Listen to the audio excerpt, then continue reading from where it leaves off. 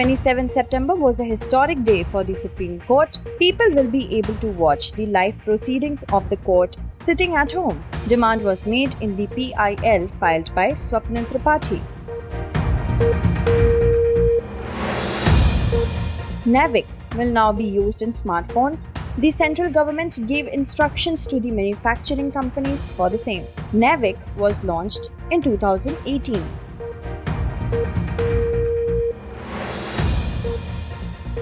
Increase in the tendency of termites to eat wood.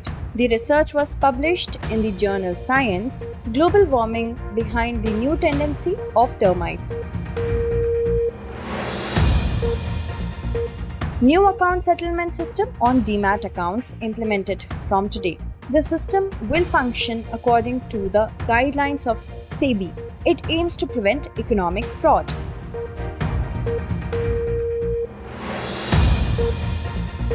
The US Senate passes the ratification of the Kigali Agreement amid protests. It aims to curb HFC emissions. The agreement was signed in 2016.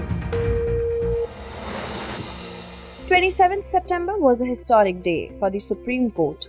The live streaming of the court proceedings of the Supreme Court commenced from this day.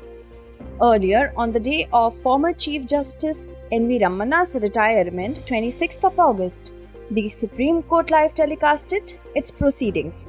Moreover, the hearing of important cases of the Supreme Court has been live telecasted many times. However, 27 September is important because now the live proceedings of the Supreme Court will be telecasted on a regular basis. Significantly, a PIL was made in 2018, citing open access to justice. The petitioners included several advocates like Senior Advocate Indra Jai Singh. A demand was made in the petition that the apex court should consider live streaming of judicial proceedings on constitutional matters. The then Chief Justice Deepak Mishra, Justice A.M. Khanwilkar, and Justice D.Y. Chandrachud's division bench admitted this petition. Subsequently, the Supreme Court issued a notice to the Attorney General of India, K.K. Venugopal, to submit his opinion on the issue. The Attorney General, in his reply, recommended the introduction of live streaming as a pilot project in the CJI's Court No. 1, which deals only with constitutional matters. He only stated that the success of the project will decide whether the live streaming of all Supreme Court proceedings should be done or not. The Attorney General cited overcrowding of courts and improvement in the physical appearance of the litigants in the court, as the litigants have to travel a long distance to reach the Supreme Court. In addition, the Attorney General had also advised not to live stream some sensitive cases. Several matters including national security, marital cases, juvenile or youth offenders, sexual assaults, and rape cases have been considered sensitive.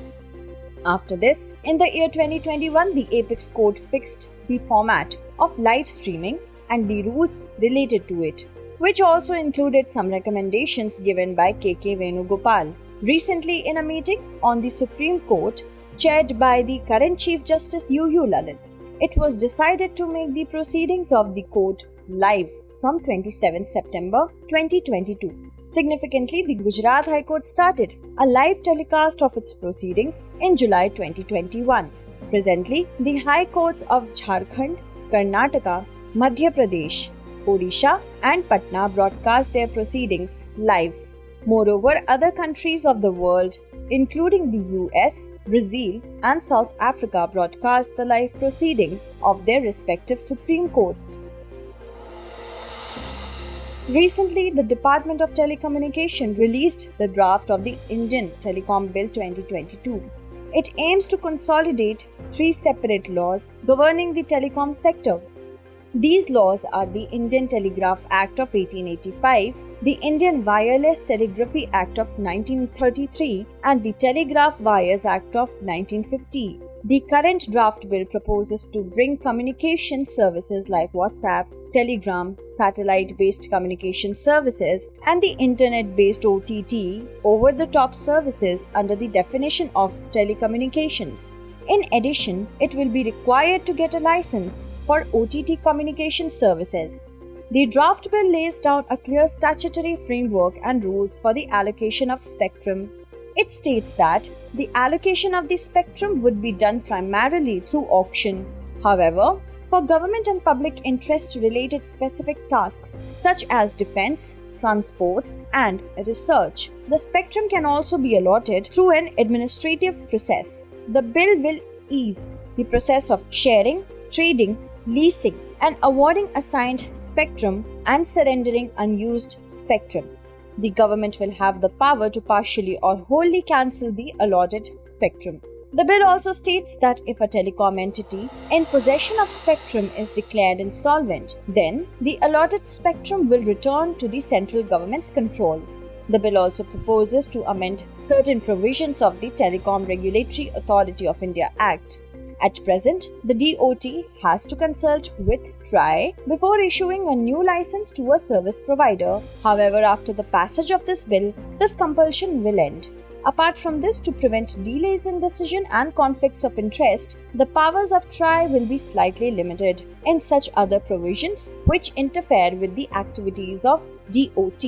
In addition, the identity of the person sending the message relating to cyber fraud using telecommunication services will be made available to the user receiving the message.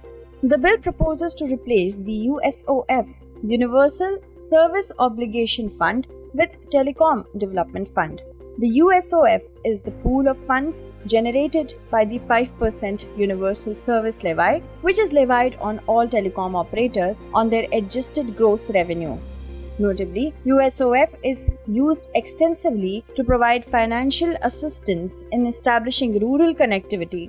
On the contrary, Telecom Development Fund aims to serve the interests related to urban areas, R&D skill development, etc. by extending it from rural areas. At present, there are about 117 crore telecom customers in India. India is the second largest telecom network provider country in the world. The telecom sector provides employment to about 4 million people in India. It also contributes about 8% to India's GDP. Significantly, in 2021, the central government allowed 100% FDI in the telecom sector through the automatic routes, earlier which was 49%. Recently, the Supreme Court gave a major verdict. In this verdict, the Apex Court upheld the validity of the Haryana Sikh Gurudwara Management Act of 2014 and dismissed the petition challenging the constitutionality of the Act. Consequently, the Haryana Sikh Gurudwara Management Committee will now manage the Gurudwaras of Haryana. Actually, a petition was filed before the Apex Court in 2014 by a member of the Shiromani Gurudwara Management Committee. The legality of the Haryana Sikh Gurudwara Management Act was challenged in this petition. The petitioner contended that the state legislature did not have the power to form bodies of the management of Gurudwaras, as such powers lie with the parliament. The petitioner had challenged the Haryana Sikh Gurudwara Management Act of 2014 as a violation of the Sikh Gurudwara Act of 1925. The States Reorganization Act of 1956, the Punjab Reorganization Act of 1966, the State Corporations Act of 1957. Although the state of Haryana had appealed to quash the petitions, but the appeal was rejected by the court. In addition, the Apex Court had stated that it will consider the matter on the basis of merit. Defending the matter, the Haryana government has stated that it is free to make laws for universities, unincorporated trade, literary, scientific, religious, and other social units. The Sikh Gurudwara Act of 1925 is a state act, as it was brought by the Punjab Provincial Council. Apart from this, the state of Punjab has amended this act 30 times from 1925 to 1966. Significantly, Punjab was reorganized to form Haryana, Punjab, and Himachal Pradesh in 1996. On this matter, the Supreme Court had stated that after independence, the religious matters of Sikhs were left in the same way as it was before independence. However, at present, the affairs of the Sikh minorities in the state are managed by the Sikhs alone. Hence, under Article 25 and 26, the state is free to manage minority affairs. Thus, a law made by the state of Haryana shall not be deemed to be in contravention of entry number 44 of the Union, as entry 32 of List 2nd empowers the state legislature to make laws specifically for the regulation and liquidation of corporations. Notably, Gurudwara located in Punjab, Haryana, Himachal Pradesh and the Union Territory of Chandigarh are covered by the Sikh Gurudwara Act of 1925. The work of administering these Gurudwaras is done by the Shiromani Gurudwara Management Committee located in Amritsar. Recently, the Government of India has asked smartphone manufacturing companies to enable the NaVIC navigation system in their smartphones. The government is emphasizing on enabling NaVIC in all the new smartphones sold in India from the next year. This has upset the smartphone companies due to the additional cost and limited time frame in implementing the same. The government has stated that depending on GPS and navigation systems such as Russia's GLONASS may not be always reliable because they are operated by the defense agencies of the countries concerned. So these countries may suspend services at any point of time. NaVIC, that is Navigation with Indian Constellation, is an indigenous positioning system. It is an independent navigation satellite system developed by ISRO. It was started in 2006 and was expected to be completed by the end of 2011, but it could be commissioned only in 2018. The navigation system consists of 8 satellites. It covers the entire land area of India. It has a cover range of 1500 kilometers. However, the draft satellite navigation policy of 2021 states that the government will work towards expanding the coverage from the regional to global level to ensure the availability of NaVIC signals. In this manner, the NaVIC will be able to provide navigation services in any part of the world. Notably, there are 3 more navigation systems like GPS, which have global coverage. These navigation systems include Galileo of the European Union, GLONASS of Russia and Beidou of China. QZSS, operated by Japan, is another regional navigation system covering the Asia-Oceania region along with Japan. Currently, the use of NaVIC is limited. It is being used for tracking public vehicles, giving emergency warnings to deep-sea fishermen, etc. It is also used to disseminate and track information related to natural disasters. Recently, a list of countries that produces the most junk in space was released. The list has been released by the German database company Statista. In this list, Russia ranks first with about 7,000 rocket bodies or junk. The US and China have been ranked second and third respectively. India ranks 6th in the list with 114 rocket bodies. Space junk or debris are man-made objects that are no longer in use. This debris includes non-functional satellites, remnants of launch vehicles, and sheets separated from the satellite. Harmful debris is also being generated by a country in the course of testing its anti-satellite capability. Anti-satellite capability testing is the practice of destroying or blowing up satellites by a country. Significantly, this debris scattered in space can harm not only the orbit of the satellites, but also the atmosphere. If large debris enters our atmosphere without being completely destroyed, then it can cause a catastrophic effect. This debris can also disrupt the communication system through chemical reactions in space. According to an estimate by NASA, debris from space falls on Earth every day. This debris either falls on the Earth or gets burnt as soon as it enters the atmosphere. According to a 2013 study, the number of debris in space from 1 to 10 centimeters in size is more than 670,000.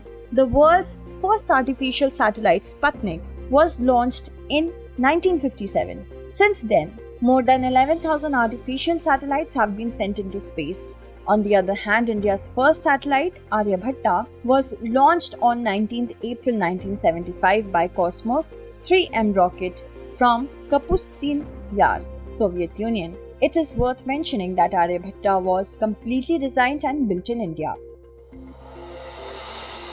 Of late, India's aviation safety regulator has written a letter to the Department of Telecommunications Concerns have been raised in this letter over possible interferences of the 5G C-band spectrum with aircraft radio altimeters. Actually, the 5G spectrum auction process in India has been completed and 5G services are expected to start in October 2022. In such a situation, the concerns about the overlapping of waves have increased. A radio altimeter is an instrument that measures the altitude of an aircraft. With its help, it becomes easy to measure the altitude of the flying aircraft. The radio altimeter uses C-band frequency waves to carry out its operations.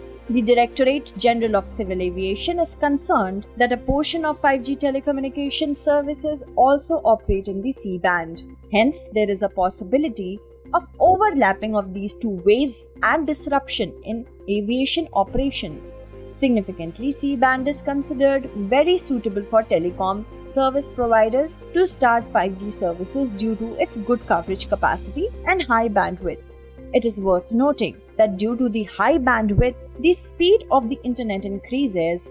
At the same time, the use of high bandwidth in an altimeter makes its measurements more accurate. Experts are of the view that the radio altimeter captures the weak signals reflected from the earth to get highly accurate results. In such a situation, signals known as out-of-band signals are also automatically captured. Thus, out-of-band signals can negatively affect the functioning of the radio altimeter. However, the Department of Telecommunications has stated that it had auctioned the C-band spectrum in frequency of 3.3 to 3.6 GHz and aircraft radio altimeter mainly operates in frequencies of 4.2 to 4.4 GHz. Hence, the two frequencies cannot overlap owing to a considerable gap between their ranges. Recently, a research was published in the journal Science. This article throws light on the increase in the tendency of termites regarding the digestion of wood. Research has attributed this tendency of termites to global warming. Experts are of the view that the termites' wood biomass consumption has increased more than 6.8 times with each 10 degrees Celsius increase in temperature. In this way, termites can contribute significantly to the Earth's carbon cycle in the future. The researchers studied more than 130 such sites around the world where bacteria, fungi, and termites consume dead wood. During the study, it was observed that the activities of termites have increased due to higher temperatures. Actually, termites are very sensitive to temperature and rainfall. Therefore, with the increase in temperature and the ability of the termites to decompose wood also increases. Researchers state that termites are ectothermic social insects. Their body temperature is regulated by external sources such as sunlight. Hence, with the increase in the temperature, the enzymes found in their throat become highly active and consequently their ability to digest wood increases. Significantly, cellulose found in plants is the main food of termites. However, the role of termites in digesting cellulose is almost negligible. They only consume cellulose as food, which later gets digested by the protozoa present in their intestines. Thus, both organisms obtain food through a symbiotic relationship. Notably, termites have the status of decomposers in the ecosystem. Termites live in the groups and help each other in finding food. They also are called white ants as their size is similar to that of ants. Earlier, it was believed that termites are completely different from cockroaches. However, genetic studies have shown that termites have evolved from cockroaches. Therefore, both termites and cockroaches are now placed in the order Blattidae under biological classification. Recently, the Central University of Rajasthan started working on a research project for ISRO. The research is related to atmospheric chemistry. It aims to study desert dust and its emission effects. It also aims to find measures to stop the deterioration of the air quality in the state. Under the project, researchers will measure atmospheric trace gases that are present in small quantities. In addition, a study will also be done to analyze that how these gases are affected by desert dust. Natural and anthropogenic factors, notably gases present in small quantities in the atmosphere of a planet, are called trace gases. Talking about the trace gases present in the Earth's atmosphere, apart from nitrogen, oxygen, and argon, other gases are included in the category of trace gases. Experts are of the view that there are high anthropogenic emissions in the Indus-Gangetic plains. The gases, smoke and fog travel long distances, including the areas of Rajasthan. Due to this, human health and air quality in remote places are affected. However, not much is known about the role of atmospheric chemistry in the processing of these pollutants. Therefore, the study will prove to be significant in the comparative study of emissions of local trace gases brought from Delhi and the Indus-Gangetic plains. Notably, this project is being funded by ISRO. Moreover, the Central University of Rajasthan is the first institute in India which is funded by ISRO for this research work. Earlier also, this university has worked on stratified biomass modeling project in 2017. The project was related to the disposal of renewable organic materials of plants and animals. Recently, SEBI has decided to implement a new account settlement system related to the stock broking industry.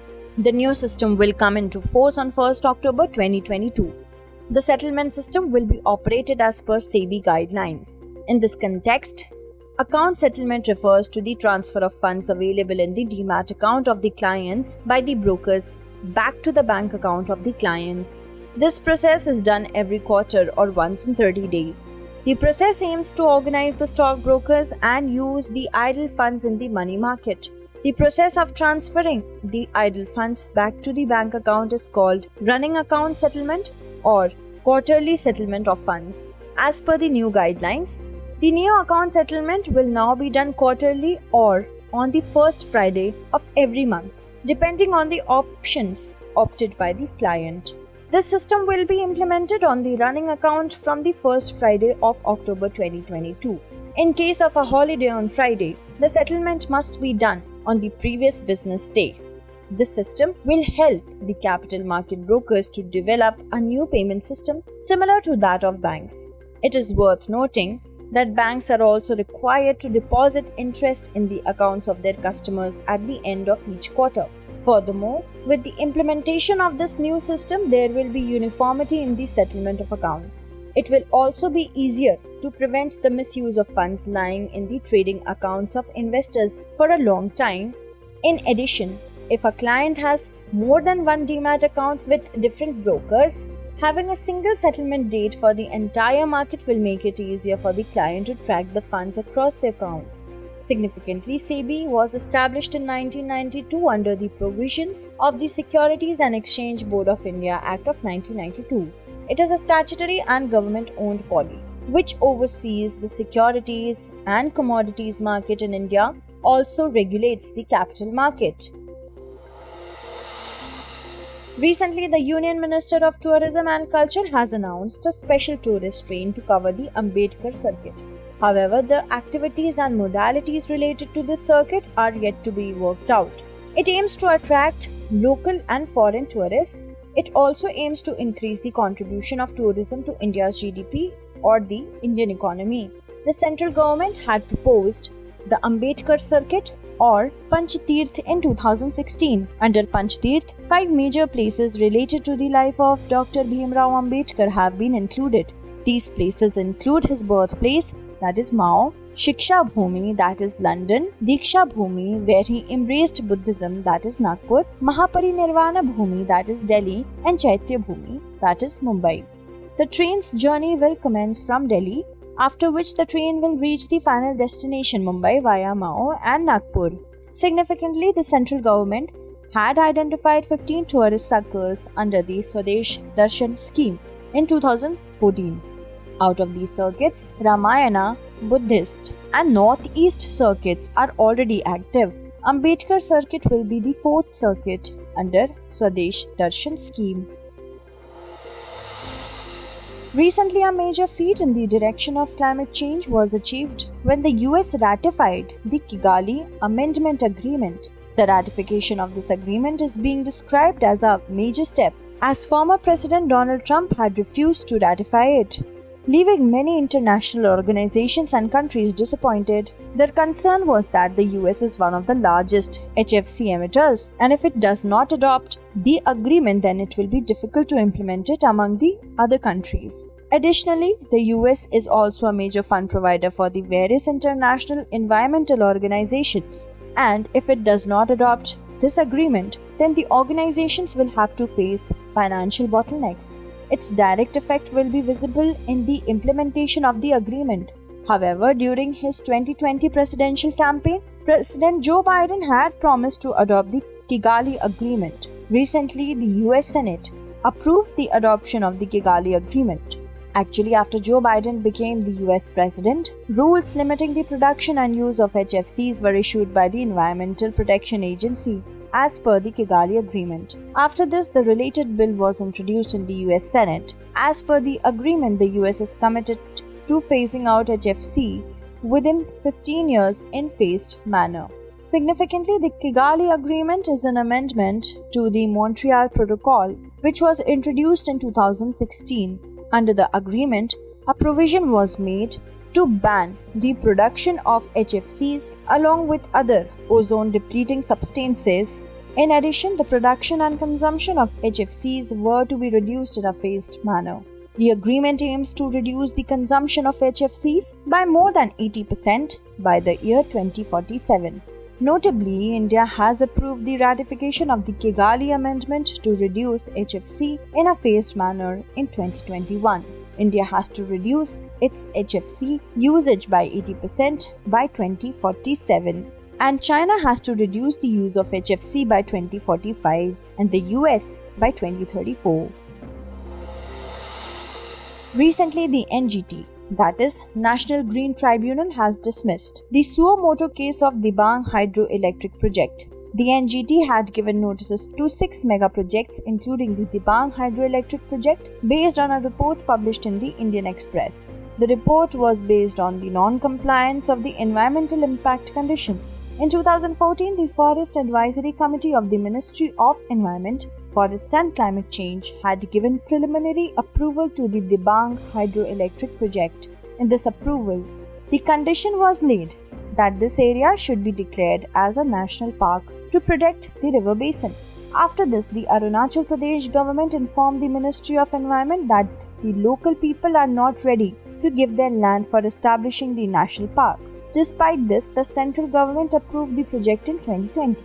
The same argument was presented before the NGT by the Arunachal Pradesh government, after which the NGT dismissed the case. Let us tell you that the cost of this project is around 28,000 crores. It is expected to generate about 3,000 megawatt of electricity. The height of the dam to be built under the project has been kept at 278 meters. It is a gravitational dam. Once the dam is ready, then it will be the tallest gravitational dam in India. NGT was formed in 2010 under the NGT Act 2010. It is a special body. The tribunal works for the protection of environment, forest and other natural resources. It also works for the enforcement of laws related to environmental protection and for speedy disposal of related matters. Its headquarters is located in New Delhi. It also has regional offices in Bhopal, Pune, Kolkata and Chennai. Let us now look at the 5 questions based on today's bulletin. Questions for this series are: first question is, consider the following statements. 1. The Gujarat High Court has been live broadcasting its proceedings since July 2021.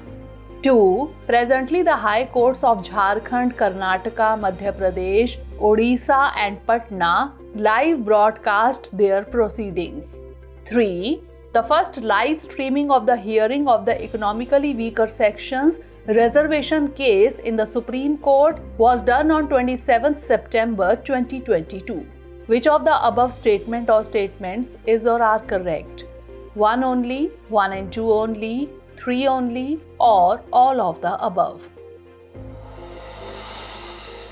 Next question is, consider the following statements. 1. A radio altimeter is an instrument used to measure the altitude of an aircraft. 2. The radio altimeter catches the weak signals reflected from the earth to obtain highly accurate results. Which of the above statement or statements is or are correct? 1 only, 2 only, both 1 and 2, or neither 1 nor 2. Next question is, consider the following statements with reference to the new account settlement system associated with the stock broking industry. 1. It aims to organize stockbrokers and to use idle funds in the money market. 2. It will help capital market brokers to develop payments along the same lines as banks. 3. With its implementation, there will be uniformity in the settlement of demat accounts. Which of the above statement or statements is or are not correct? 1 only, 2 only, all of the above, or none of the above. Next question is, consider the following statements. 1. Termite is an electrothermic social insect. 2. Cellulose found in plants is the main food of termites. 3. Termites have the status of decomposers in the ecosystem. 4. With the increase in temperature, the enzymes found in the throat of termites become comparatively less active. Which of the above statements are correct? 1 and 2 only, 1 and 3 only, 1, 2 and 3 only, or all of the above. Last question is, consider the following statements with reference to Ambedkar circuit or Panch Tirth. 1. The Government of India proposed this scheme in 2016. 2. Under this scheme, 5 major places related to the life of Dr. Bhimrao Ambedkar have been included. 3. It does not include Dr. Bhimrao Ambedkar's Shiksha Bhumi, London. Which of the above statement or statements is or are not correct? 1 only, 3 only, 1 and 3 only, or none of the above. Recently, the central government appointed former Army Commander Lieutenant General Anil Chauhan as the new CDS, that is Chief of Defence Staff. It is the first instance in the country when a retired officer is returning in uniform after a long period to serve as the senior most officer. Earlier, General Bipin Rawat took over as the CDS a day after retiring as the Army Chief. Lieutenant General Anil Chauhan retired in May 2021. Notably, the Government of India created the post of CDS in 2019. Recently, the central government launched an indigenously developed AV Gas 100 LL. It is a specialized aviation fuel for piston engine aircraft and unmanned aerial vehicles. This aviation fuel has been produced by Indian Oil's premier refinery at Vadodara and has been tested and certified by the Directorate General of Civil Aviation. According to the Ministry of Petroleum and Natural Gas, AV Gas 100 LL has better quality standards than imported grades. In addition, it is a high-octane aviation fuel. Recently, Uttar Pradesh has been awarded Ayushman Excellence Award 2022. This award has been given to Uttar Pradesh for adding various health facilities to the Health Facility Register. Uttar Pradesh is the best performing state in India as it has included 28,728 health facilities in the National Health Facility Register. In addition, Uttar Pradesh is the second best state in India to create Ayushman Bharat health accounts. It is worth mentioning that Uttar Pradesh has created about 2 crores of Ayushman Bharat health accounts. Recently, India's 2 largest business groups, Reliance and Adani, entered into a no-poaching agreement. Under this agreement, the employees working in these 2 groups will not be given jobs in each other's company. Notably, companies insist on a no-poaching agreement to avoid situations like talent war and salary hikes. Recently, the IT sector company Wipro fired 300 employees. According to the company, all these employees were involved in moonlighting. Actually, when employees work part-time for another company after working in their parent company's fixed time, then it is called moonlighting. The part-time job is done without the knowledge of the parent company. It is also known as a side job. Moonlighting culture developed in the US, where most employees were seen working for multiple companies simultaneously. On 25th September 2022, the Make in India program completed 8 years of its launch. Annual FDI or foreign direct investment doubled to $83 billion during this period from $45.15 billion in 2014-15. Notably, the Make in India program was launched in 2014. It was launched by the Government of India for facilitating investment, promoting innovation and enhancing skill development. Recently, DRDO, that is Defense Research and Development Organization, tested two very short-range air defense system missiles. These test flights were conducted at the Integrated Test Range at Chandipur, Odisha. These missiles have been developed to destroy airstrikes at short ranges and low altitudes. These missiles are based on MANPADS, that is Man-Portable Air Defense System. MANPADS are short-range light and portable missiles which are capable of carrying out surface-to-air strikes. These missiles can be operated by individuals or small groups to destroy aircraft or helicopters. Recently, the Government of India appointed Senior Advocate R. Venkataramani as the new Attorney General of India. He will succeed former Attorney General K.K. Venugopal, whose term ended on 30th September. He has been appointed for 3 years. Article 76 and Article 88 of the Constitution of India provide for the office of the Attorney General of India. It is noteworthy that the procedure and grounds for the removal of the Attorney General are not mentioned in the Constitution. He holds office during the pleasure of the President. Recently, the Archaeological Survey of India discovered ancient archaeological remains in Bandhavgarh Forest Reserve. In this discovery, ASI has found 26 ancient temple remains, 26 caves, 2 monasteries and 2 stupas of the Kalchuri period. In addition, 24 Brahmi inscriptions, 46 sculptures, 20 scattered remains and 19 water structures have been found. Out of the discovered 46 idols, there is also a Varaha idol, which is one of the biggest idols. The relics or things found in this discovery are related to the reign of King Sri Bhim Sen, Maharaja Pothasiri and Bhatt Deva. The inscriptions mention places like Kaushambi, Mathura, Pavata or Parvat, Vejbharda and Saptanairika. Recently, singers Shailendra Singh and Kumar Sanu and music director Anand Milind have been honored with the National Lata Mangeshkar Samman. This award was conferred in a function organized on the occasion of Lata Mangeshkar's birthday, that is on 28th September.